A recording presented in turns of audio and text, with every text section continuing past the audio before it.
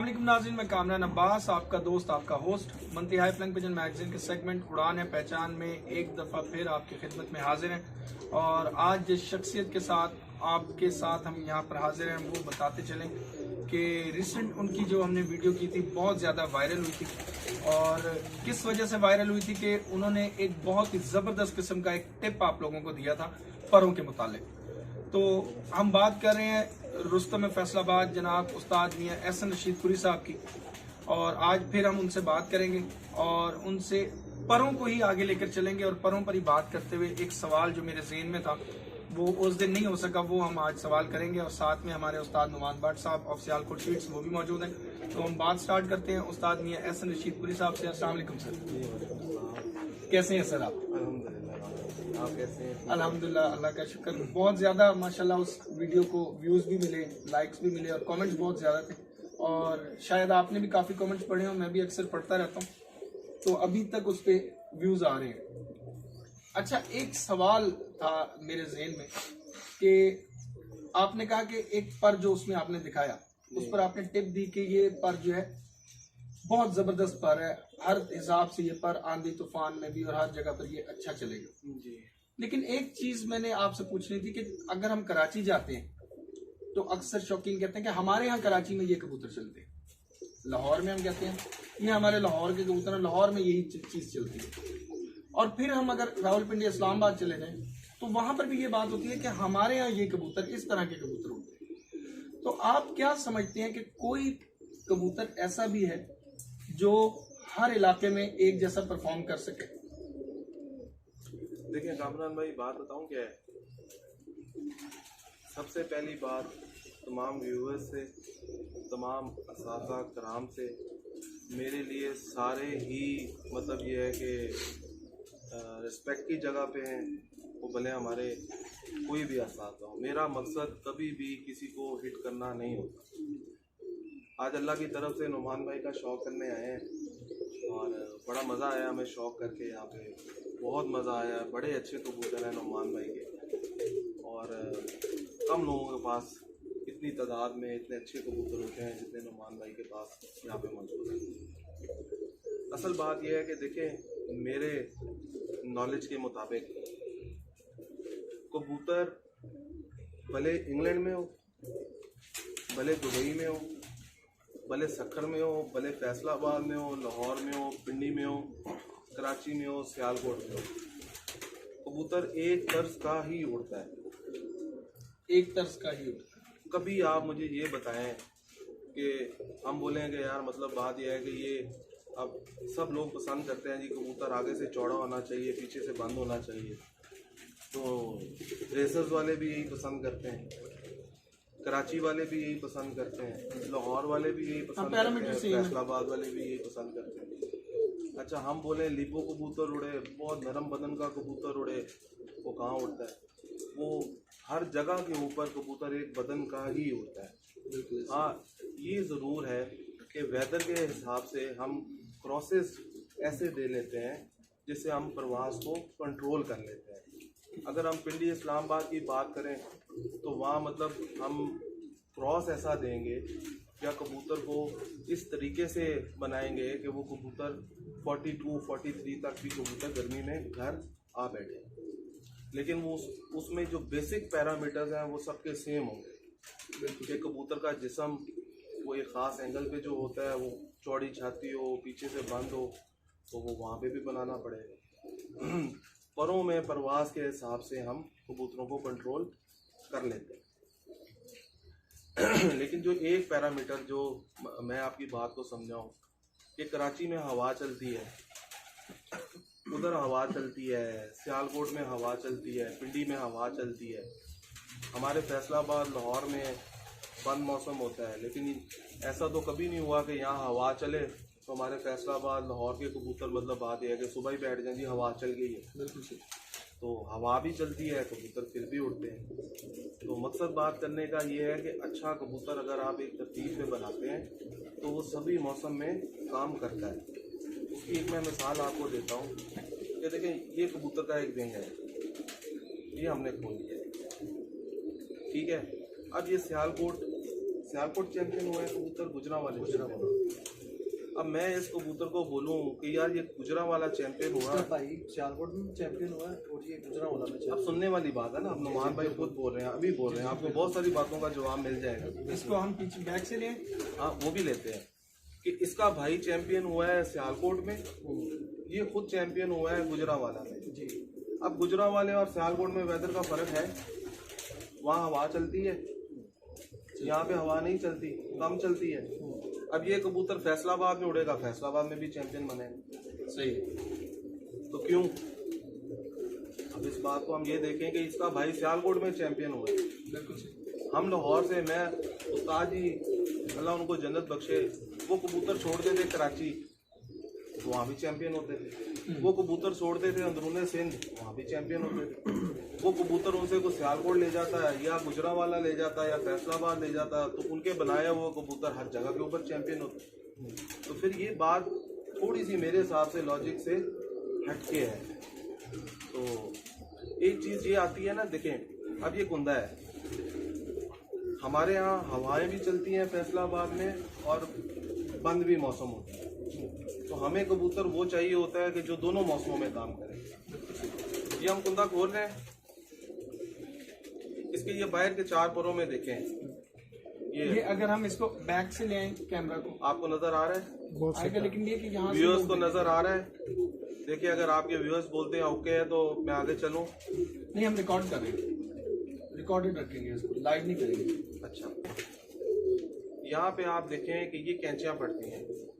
जब कबूतर ने स्ट्रोक लेना है तो उसने ये पर बंद कर देने, बंद करके तो उसने पर नीचे को मारना है। ठीक है। जब उसने पर नीचे को मारना है उसने हाइट पकड़नी है। अच्छा, जब कबूतर अपना लिफ्ट करेगा कुंदा वापस, तो जिस कबूतर में ये कैंचियां लगेंगी वो इजी ऊपर को वापस आएगा और दोबारा अपनी एनर्जी गेन करेगा। और फिर जब नीचे आएगा तो कुंदा बंद करके लाएगा तो फिर लिफ्ट लेगा। जिन कबूतरों में आप ये कैंचियां नहीं डलेंगी वो कबूतर हवाओं में फिर जल्दी थक जाएंगे, क्योंकि उन्होंने जब नीचे लिफ्ट लेके जानी है फिर भी जोर लेना है, और जब ऊपर लिफ्ट लेके आनी है फिर भी जोर लेना है। तो कैंची जरा ये जो बाहर के 4 परों में पोटे पोटे का गैप आ रहा है, ठीक है, देख रहे हैं? जी जी, इनकी बात कर रहा हूँ। ये यहाँ पे जो गैप पड़ रहा है, इससे ये होता है कि कबूतर हवा भी चलेगी तो कबूतर एग्जॉस्ट कम होंगे। तो अगर आप इस तरह का पर बनाएंगे तो मेरे ख्याल से वो कबूतर ऑल ओवर हर जगह के ऊपर कामयाब होगा। वेदर उसकी शेप लास्ट टाइम जो मैंने डिस्कस की वो बाहर की तरफ आए, या वेदर उसकी शेप जो है वो स्ट्रेट रहे, या वेदर उसकी शेप जो है वो अंदर की तरफ आए जैसे इस कबूतर की है। तो ये तीनों में जिन कबूतरों में कैंचियां नहीं होंगी वो हवाओं में तंग होंगे, जिन कबूतरों में कैंचियां होंगी वो ना हवाओं में तंग होंगे और ना बंद मौसम में तंग होंगे, वो पूरी परवाज करके आएंगे। बिल्कुल सही हो गया। ये परवाज की एक निशानी है कि ये हर जगह ये परवाज करे। जी। अच्छा, इसी परवाज में एक सवाल और था। कई लोगों ने ऑफ द रिकॉर्ड भी मुझसे बात की, आपने कहा था कि आंख में सब कुछ होता है, आंख में परवाज भी होती है। तो लोगों ने कहा कि आंख में परवाज कैसे होती है, ये तो जरा पूछें उस्ताद मोहतरम से कि आंख में कैसे परवाज देखी जा सकती है। देखें, कोई भी इंसान को मतलब पैदा होते साथ सीख के नहीं आता, प्रैक्टिकल इंसान को बहुत कुछ सिखा देता है। अल्लाह जन्नत बख्शे उस्ताद जी को, अल्लाह उनको करवट करवट जन्नत नसीब करे। देखें, जो बातें हमने सब कुछ उनसे सीखा है, उनकी गाइडलाइन में सीखा है। तो उस गाइडलाइन के अंदर जैसे इंसान एक रास्ते में जाता है तो पीछे से मतलब यह है कि इंसान चलता है, तो कुछ इंसान अपने प्रैक्टिकल से बातों को समझ लेता है और कुछ अपने बड़ों की गाइडलाइन से इंसान बातों को पहचान लेता है। एक जोड़ा है, उसके 4 बच्चे हैं। ये सवाल मुझसे हमारे ग्रुप में भी एक शख्सियत ने किया था। अच्छा, तो मैंने उनको कहा जी ऐसे, उन्होंने कहा बिल्कुल सही कह रहे हैं। वो ये है कि देखिए, एक जोड़े के 4 बच्चे निकलते हैं आप, जिस बच्चे की आंख में चमक दूसरे से ज्यादा होगी उसकी परवाज गर्म आलूद मौसम में और गर्मी में ज़्यादा होगी। मैं नमी की बात नहीं कर रहा। मेरी बात को अगर किसी ने प्रैक्टिकल करना है तो जब गर्मी पड़ेगी, लोएं चलेंगी, गर्म हवाएं चलेंगी, लो होगी, टेम्परेचर हाई होगा, तो जिसकी आंख में चमक होगी कबूतर की, वो कबूतर दूसरे से परवाज ज्यादा करेगा। चमक जिनके शाइन नजर आएगी, शाइन नजर आएगी, मतलब उसकी आंख में चमक होनी चाहिए, रोशन आंख होनी चाहिए कबूतर की। वो कबूतर गर्मी में ज्यादा परवाज करते हैं बनिस्बत उन कबूतरों के जिनकी आंख शाइनी नहीं होती है। अच्छा, ये शाइन जो है इसको हम किस तरह से डिफाइन करें? ये गदलापन जिन कबूतरों की आंखों में हो तो हम कहते हैं डेम है, इस तरह होगा यार? ये रंगत से उसका कोई लेना देना नहीं है। अब आप ना एक ही बाद में आप 4 सवाल कर देते। नहीं, मतलब शाइन की आपने बात की ना, सिर्फ इतना सा कि शाइन हर तरह के, हर नस्ल के कबूतर में आती है, ये पूछना चाहिए। जी बिल्कुल, शाइन हर नस्ल के कबूतर में आती है। अगर टैडी कबूतर है तो सब टैडी आंख एक तरह की नहीं होती है। जिस टैडी कबूतर की आंख चमकदार होगी, उसकी आंख में नमी होगी, चमकदार होगी, वो कबूतर दूसरे टैडी से ज़्यादा अच्छा होगा। एक लाल आंख वाला कबूतर डल आंख में है, एक लाल आंख वाला चमकदार आंखों में है, उसकी आंखों की नमी पूरी है, मैं साथ ये बात कर रहा हूँ नमी पूरी है, तो वो कबूतर दूसरे से ज़्यादा परफॉर्म करेगा। अच्छा, जो चमक होती है वो कबूतर की आंख में 3 जगह पे होती है। एक कबूतर की बेस होती है, एक कबूतर के ज़रात में होती है, और एक उस कबूतर के ज़रात के ऊपर नमी की चमक होती है। कबूतर वो नमी की चमक ये है कि ज़रात में भी चमक होनी चाहिए और बेस में भी चमक होनी चाहिए। अच्छा, अगर एक कबूतर के ज़रात रोशन है, उसकी बेस डल है, तो वो फारिग नहीं है, अच्छे है। लेकिन अच्छा कबूतर वो है जिसकी ज़मीन भी रोशन हो और उसके ज़रात भी रोशन हो। ठीक, वो कबूतर दूसरों से परफॉर्म ज़्यादा करेंगे। 4 भाई हैं, आप प्रैक्टिकल कर लें। अगर एक की बेस जो है वो चमक में नहीं है, दूसरे भाई की बेस चमक में है, ज़रात चमक में है, तो वो उससे गर्मी में ज़्यादा अच्छा परफॉर्म करेगा। बिल्कुल सही है। वो इसी तरह देखें ना, जो आंखों के ज़रात होते हैं ना जी, वो आंखों के ज़रात कबूतर की बेसिकली परवाज ही होती है। बिल्कुल ठीक हो। आज मैं एक छोटी सी नई बात छोड़ के जा रहा हूँ, अभी जवाब नहीं दूंगा। आंखों की ये ज़रात भी कबूतरों की परवाज भी होती है, ब्रीडिंग भी होती है। ठीक है, अब वो आपने पिक करना है कि ब्रीडिंग वाले ज़रात कौन से होते हैं और परवाज वाले ज़रात कौन से होते हैं। सही हो गया। तो ज़रात के ऊपर भी परवाज है, जिस्म में भी परवाज है, दुम में भी परवाज है। अब आप बोले दुम में कैसे परवाज है, नहीं बहस शुरू हो जाएगी। अच्छा, जिस कबूतर की यहाँ से गंड चौड़ी होती है, हम कहते हैं ये आम बंदे को भी पता है, ये नहीं ये फारिग है, तो फिर उसमें परवाज का पोर्शन आता है, तो उसकी वजह से होता है ना जी। बिल्कुल ऐसी तो कबूतर एक सारी चीज़ों को मुकम्मल करके ही एक परवाजी कबूतर बनता है। सही, बगल से लेके कुंदे तक, नोक, चेहरा, आँख, दुम, हर चीज़ कबूतर की परफेक्शन में होनी चाहिए। इवन कबूतर के फेदर्स भी परफेक्शन में होने चाहिए, जो चैंपियन कबूतरों की निशानी है। बिल्कुल सही हो गया। अच्छा, आज चूंकि अब बात हो रही है तो एक लास्ट क्वेश्चन जो है आपसे, और अभी आपने 4 भाइयों की बात की ना, तो उससे मेरे ज़हन में आ गई वो बात। ये कमेंट्स में भी आपने शायद पढ़ा हो कि कुछ लोगों ने कहा था, आपने एक वहाँ पे टर्म यूज की थी 3 ब्रीडिंग के हवाले से, तो वो कमेंट्स में भी आया, मैसेजेस में भी आया कि इन ब्रीडिंग, लाइन ब्रीडिंग और क्रॉस ब्रीडिंग, आपने कहा इसके अलावा कोई और चौथी टर्म नहीं है ब्रीडिंग की। तो वो 3 जो टर्म्स हैं वो किस तरह से होती हैं, उनका क्या काम है और किस तरह बनाई जा सकती है? देखें, कबूतरबाजी में जो 3 ब्रीडिंग्स का आपने नाम लिया, इसमें सबसे पहले आ जाएगी लाइन ब्रीडिंग। लाइन ब्रीडिंग, देखिए पहली बात यह है कि शरण जानवरों में मतलब यह है कि हमारे ऊपर किसी किस्म की कोई रेस्ट्रिक्शंस नहीं है। वो कि जंगल के अंदर भी जानवर होते हैं, तो वो फिर आपस में मेट भी करते हैं, सारा कुछ। बिल्कुल सही। तो शरण भी इसमें बाकायदा कोई किसी किस्म की ममानत नहीं है। तो बताना इसलिए ज़रूरी समझाऊँ कि ये इस तरफ मैं आ रहा हूँ। लाइन ब्रीडिंग होती है कि आपने एक बाप को बेटी के साथ ठीक है। और बेटे को बहन के साथ, माँ के माँ साथ। के साथ, ये आपकी फिर लड़ी चलती है लाइन ब्रीडिंग में। ठीक है। जो भाई बहन भी लाइन ब्रीडिंग में आएंगे, वो आ जाएगा इन ब्रीडिंग में। इन ब्रीडिंग में। इन ब्रीडिंग्स में आ जाती है कजन मैरिज, ठीक है। और भाई को बहन के साथ, बहन को भाई के साथ, हाफ सिस्टर हाफ ब्रदर, सुतेले, ये आ जाएगी आपकी इन ब्रीडिंग। इन ब्रीडिंग।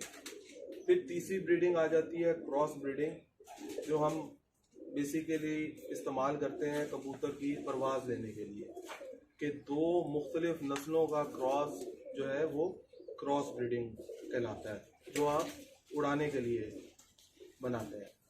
अच्छा, अब इसमें ये चीज़ आ जाती है कि लाइन ब्रीडिंग और वो, उसमें आप एक ओरिजिनल नस्ल ओरिजिनल कलर के साथ स्टोर कर लेते हैं। सही।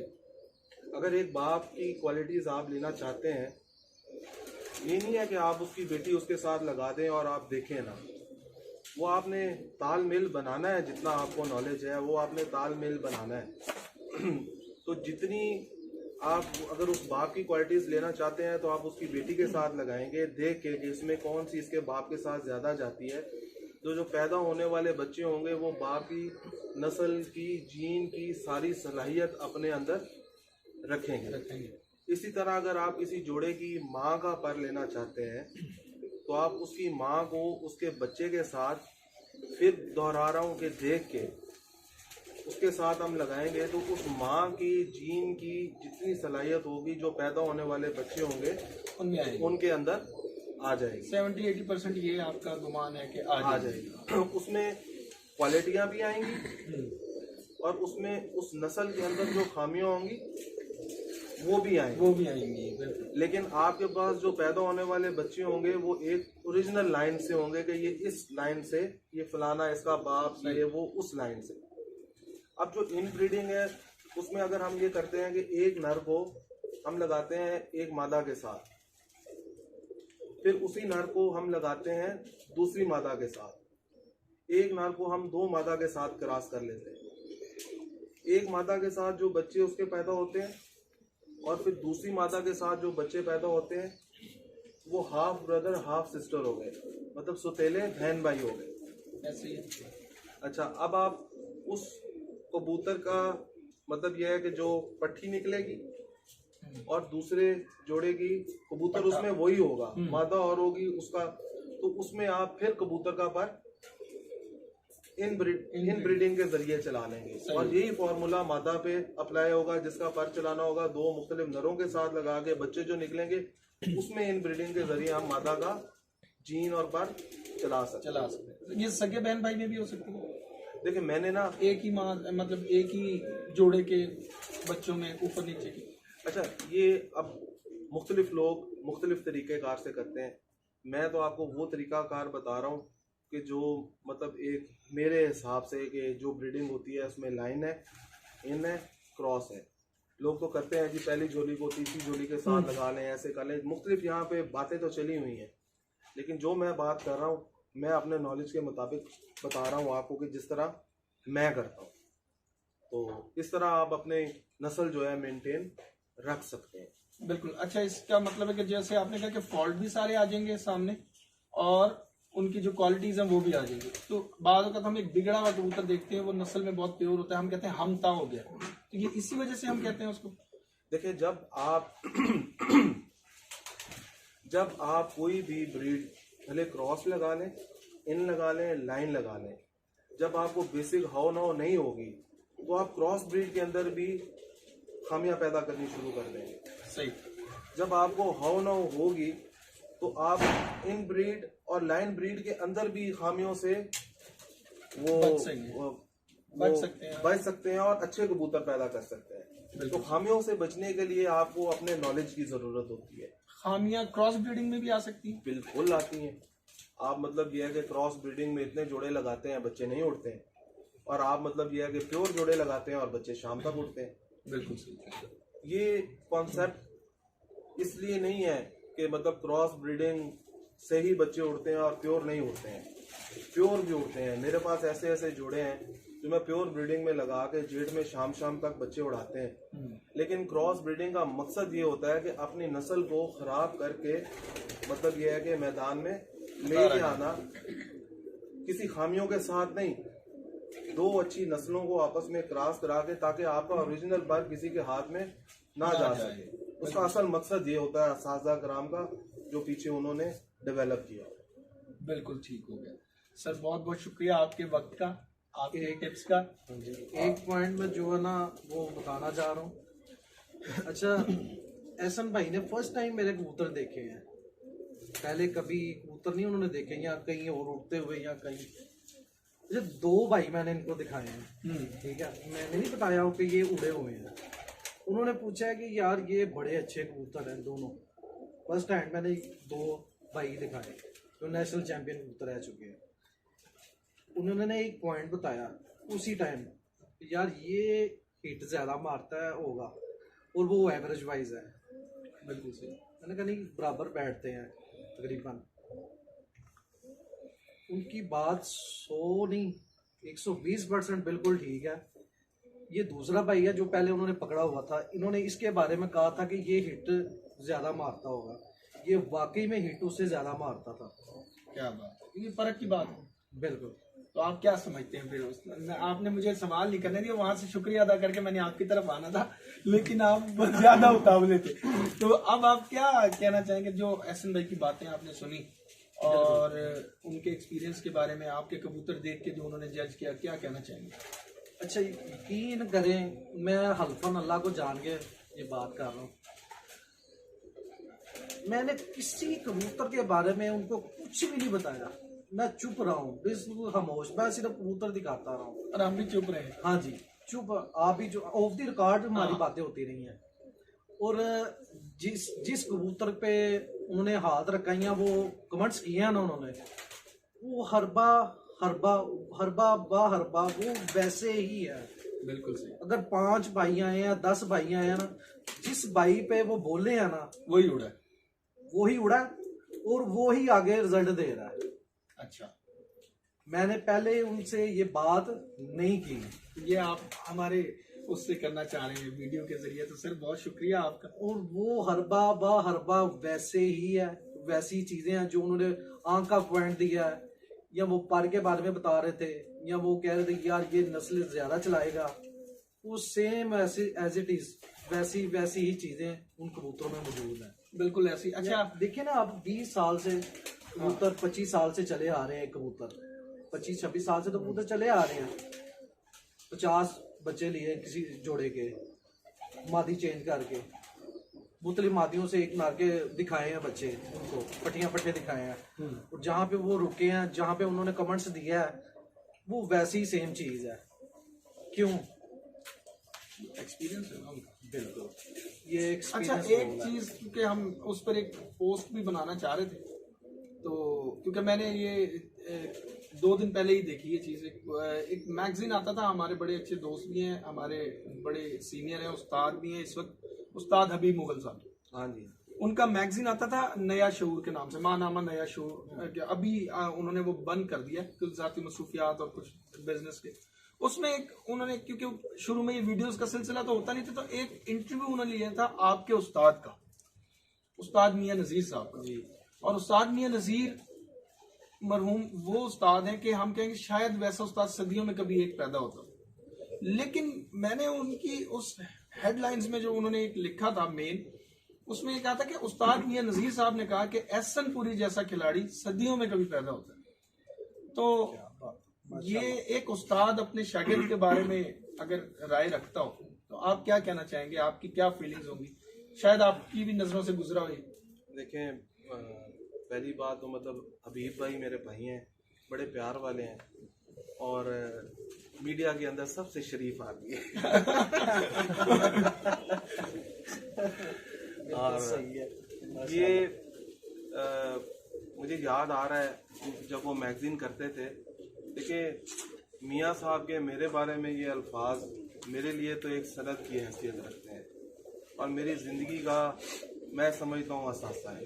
क्या बात कि वो उन्होंने मुझे इतने, मेरे लिए बहुत बड़ा लकब है कि जो अल्फाज उन्होंने मेरे लिए इस्तेमाल किए, मैं समझता हूँ कि वो कहते हैं ना कि मेरी कबूतरबाजी का शौक पूरा हो गया। हाँ, क्या बात। तो मेरे लिए तो बड़ी एक मतलब ये बात थी कि वो मुझे इतना अप्रिशिएट भी करते थे और प्यार भी बड़ा करते थे।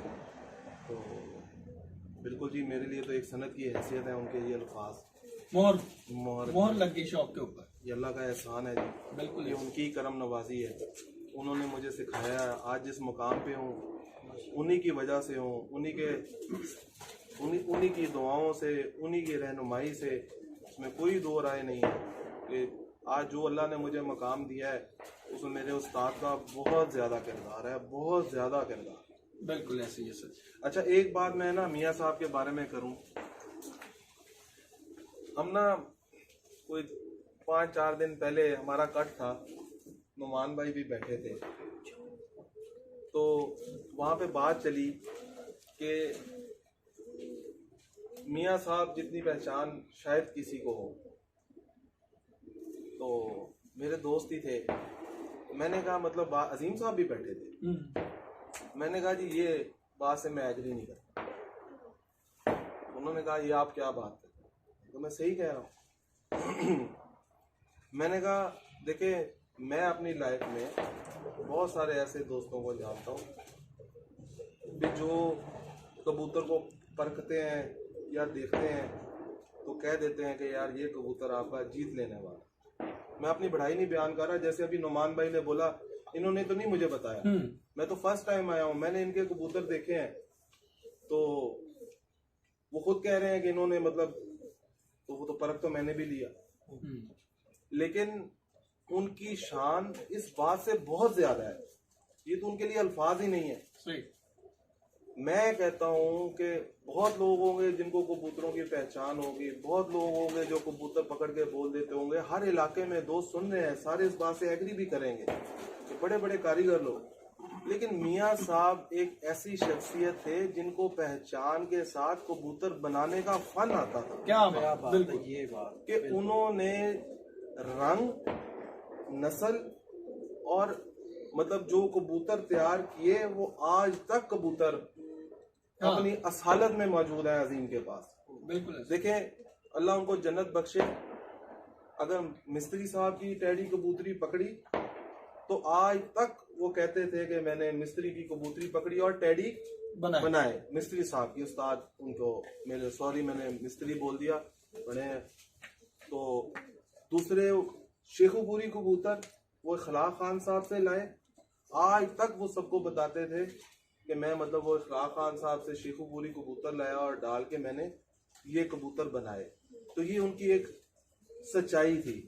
वो कबूतर लोगों के पास कसीर तादाद में जिनसे वो लाए उनके घरों में भी मौजूद हैं, लेकिन उन कबूतरों से वो लोग वो चीजें अचीव नहीं कर सके जो मियाँ साहब ने अचीव की। बात थोड़ी लंबी हो रही है लेकिन आज मैं थोड़ा करना चाह रहा हूँ। जी जी जी। वो कहते थे शुरू में पुत्र जो टैडी कबूतर थे ना इतनी लंबी हिट्टें नहीं मारते थे, तो इन कबूतरों को मैंने मेंटेन किया है। मैं बोलता था उस्ताद जी, मैंने सवाल किया उस्ताद जी कैसे, कहते पुत्र ये 12-1 बजे ना कबूतर बह जाते थे। ਜਿਹੜੇ ਲਾਲ ਅੱਖਾਂ ਵਾਲੇ ਕਬੂਤਰ ਸੀ ਨਾ ਇਹਨਾਂ ਦੇ ਵਿੱਚ ਪਰਵਾਜ਼ ਐ ਸੀ ਵੀ ਅੱਜ ਕੁਝ ਕੱਲ ਕੁਝ ਪਰਸੋਂ ਕੁਝ ਤੇ ਜ਼ਾਇਆ ਹੁੰਦੇ ਸੀ ਤੇ ਜ਼ੋਰ ਲਾਉਂਦੇ ਸੀ ਪਾਗਲਾਂ। मैं अपने ज़हन दे नाल दोनों नस्लों को सवारिया। बात बड़ी समझने की है कि कितना दिमाग उन्होंने लड़ाया। आज तो बन गए ना तो थ्योरी समझ आ गई जी ऐसे हो गया, लेकिन जिस बंदे ने किया आप समझे तो सही। उन्होंने कहा पुत्र मैं लाल अखां वालियां दे विच टैडी पा के दोबारा लाल अखां वाले बनाए तो उन्हां दे विच हौसला आ गया। क्या बात। ते टैडियां दे विच लाल अखां वाले पा के दोबारा टैडी बनाए तो उन्हां दे विच परवाज़ां आ गईयां। ये इसी तरह डब वाले कबूतर जो आज बड़े मशहूर हैं, मुझे बोलते थे कि पुत्र है कुंडियां नहीं सी छड़दे, उड़दे सी लेकिन उड़ के आए कुंडियां नहीं सी छड़दे, पानी नहीं सी चलाते, तंग करते सी, लम्बे पै जाते सी आके। मैं क्या उस्ताद जी ये कैसे? बोले फिर इन कबूतरों में भी मैंने टैडी क्रॉस किए, टैडी क्रॉस करके फिर मैंने ये कबूतर डब वाले बनाए और इनका फॉल्ट ये दूर किया। तो ये मियाँ साहब की असल बात है कि जो वो नस्लें भी थी उन नस्लों को इस तरीके से संवारा कि भले वो डब वाले हों, भले उनके टैडी हों, भले उनके गोल्डन हों, वो टेम्परेचर को नहीं मानते और आज मतलब यह है कि वो शाम तक उड़ते हैं। उन्होंने तो नस्लें बनाई और जो उन्होंने वो नस्लें बना ली, आज आप अजीम के खुडे में चले जाएं, आपको वही कलर, वही चीजें, वही सारा कुछ मेंटेन रहेगा। बिल्कुल तो अजीम भाई किसने के पास- नस्लें बनाई? बिल्कुल। पहचान वाले तो बहुत है, लेकिन नस्लें बनाने वाले कितने असाजा कराम है, बहुत कम है। तो ये जो शर्फ है, मैं समझता हूँ यही उस्ताद इम्तियाज हुसैन चेयरमैन साहब से भी अक्सर बात हुई है, तो वो भी यही बात करते हैं कि कबूतर गर थे। असल जो उनका था कि वो जो कहते थे उस तरह का कबूतर बनाना जो है ना, वो फन मियाँ साहब के पास था और किसी बिल्कुल के पास। बिल्कुल बिल्कुल बिल्कुल। तो बिल्कुल ये बात हकीकत है। सर बहुत बहुत शुक्रिया आपके कीमती वक्त का, और उस्ताद नुमान भट्ट साहब आपके भी बहुत शुक्रगुजार हैं, और उस्ताद आमिर अब्बास साहब आपके बहुत शुक्रगुजार हैं कि 30 मिनट से आप खामोश बैठे हुए। हाँ, तो नाज़रीन ये एक 3 टिप्स थे जो उस्ताद मियाँ एहसन रशीदपुरी साहब से हमने आज फिर आपके लिए लिए, और उम्मीद करते हैं कि ये आइंदा की कबूतर परवरी में आपके बहुत काम आएंगे। और इस सब का क्रेडिट जाता है उस्ताद नुमान भट्ट साहब को कि उन्होंने हमें भी आज बुलाया और उस्ताद एहसनपुरी साहब से हमारी मुलाकात दोबारा से करवाई। उम्मीद करते हैं कि आइंदा भी इसी तरह ये अच्छी मुलाकातें और ये खूबसूरत बातें होती रहेंगी। अपने दोस्त, अपने होस्ट कामरान अब्बास को फिल वक्त दीजिएगा इजाज़त। अल्लाह हाफिज़।